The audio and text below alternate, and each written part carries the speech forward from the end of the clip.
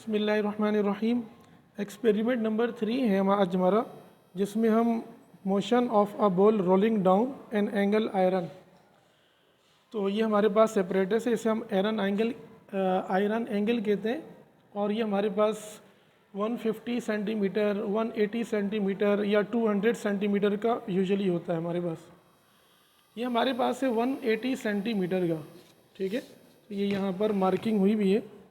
तो ये हमारे पास कितना है 180 सेंटीमीटर। और ये हमारे पास कहलाते हैं आपके स्टैंड कहलाते हैं फॉर एंगल आयरन। ये 2 स्टैंड होंगे और यहाँ पर इंक्लाइनेशन ज़रूर होनी चाहिए, ढलान एक होनी चाहिए, और जिसकी वजह से बॉल रोल डाउन करेगी नीचे की तरफ, ठीक है। हम इसे यहाँ पर सबसे पहले फिक्स कर देंगे और उसके बाद हमें 3 रीडिंग्स लेनी है।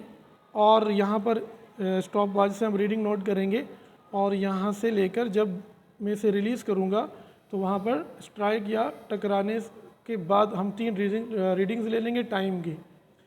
अच्छा, जो डिस्टेंस ट्रेवल कवर हो रहा है वो डिस्टेंस और टाइम स्क्वायर जो होगा वो डायरेक्टली प्रोपोर्शनल होगा।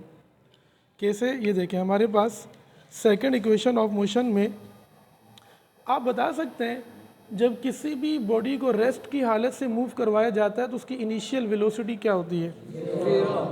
ज़ीरो होती है। शाबाश। तो ये देखें, ये हमारे पास यहाँ पर सेकंड इक्वेशन ऑफ मोशन है और इसमें इनिशियल वेलोसिटी क्या आ जाएगी? ज़ीरो। और zero multiply by something zero हो जाएगा, ठीक है। आपके पास जर्नल होने चाहिए सबके पास। और यहाँ पर हम एक्सीलरेशन जो फाइंड आउट करेंगे वो होगा 2s divided by T square. 2s divided by T square. आप शेयरिंग कर लें आप इसमें जर्नल जो आपके पास। और ये देखें हमारे पास जो s है ये डायरेक्टली प्रोपोर्शनल है टी स्क्वायर के। s से मुराद क्या है? जो डिस्टेंस है वो डायरेक्टली प्रोपोर्शनल है किसके? टी स्क्वायर के। हमें आपको पता है, या बल्कि आप मुझे बताएं कि अगर 2 फिज़िकल क्वांटिटीज़ डायरेक्टली प्रोपोर्शनल होती हैं, 2 फिज़िकल क्वांटिटीज़ डायरेक्टली प्रोपोर्शनल होती है तो ग्राफ कैसा बनता है? स्ट्रेट बनता है या कर्व बनता है? स्ट्रेट बनता है। शाबाश। जब 2 फिज़िकल क्वांटिटीज़ डायरेक्टली प्रोपोर्शनल होती हैं तो हमारा ग्राफ कैसा बनता है? स्ट्रेट लाइन बनती है। शाबाश। अब हमने करना क्या क्या? एक तो हमने यहाँ पर टाइम को नोट डाउन करना है। हम 2 या 3 रीडिंग्स ले लेंगे टाइम की, और s is directly proportional to the T square. जैसे कि वो बोर्ड पे भी मैंने कल की रीडिंग्स लिखी हुई हैं। तो s is directly proportional to the T square. Acceleration मालूम करनी है। एक्सीलरेशन के लिए यहाँ जो फार्मूला हम इस्तेमाल करेंगे 2s divided by T square. 2s divided by T square. ये जो डिस्टेंस होगा उसको हम फार्मूले में रखेंगे तो डबल कर देंगे। क्या कर देंगे? डबल।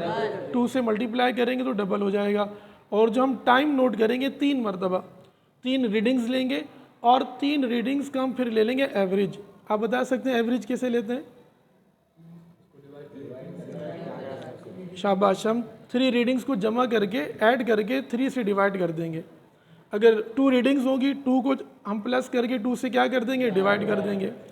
अब तो सबसे पहले हम रीडिंग लेंगे और जब मैं आपको कहूँगा 1 2 3, मेरे 3 बोलने के बाद आपने इसे स्टार्ट कर देना, और जैसे स्ट्राइक करेगा तो आपने क्या कर देना? इसको स्टॉप कर देना, ठीक है। तो अब आप लोग भी देखिएगा कि 1 2 3 फ़ौरन बहुत जल्दी करना है ये, सही है। हमारे पास जो अब टोटल लेंथ हमने ली है वो है, हमने ली है 180 सेंटीमीटर। लेंथ कितनी ली हमने? 180 सेंटीमीटर। अब हमारे पास जो टाइम t1 आया वो आया 2.81। कितना आया? 2.81।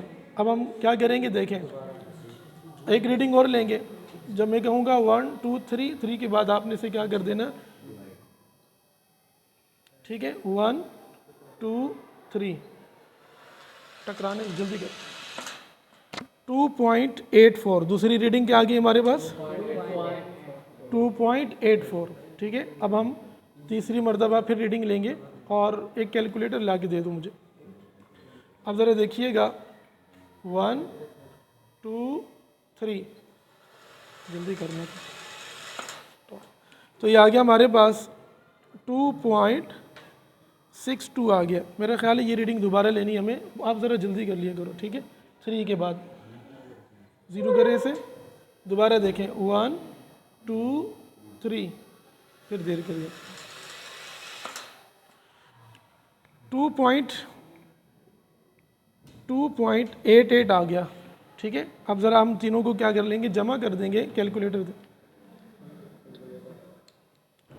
अब हम क्या करेंगे, 3 रीडिंग्स को जमा करेंगे तो हमारे पास आ जाएगा, सबसे पहले टाइम आया 2.81 प्लस 2.84 प्लस 2.88, ये आ गया 8.53। अब 3 से डिवाइड कर देंगे, हमारे पास एवरेज जो टाइम आया वो हमारे पास आ गया 2.84। अब हमने डिस्टेंस लेना है, ये टोटल डिस्टेंस है 180 सेंटीमीटर। कितना है 180 सेंटीमीटर।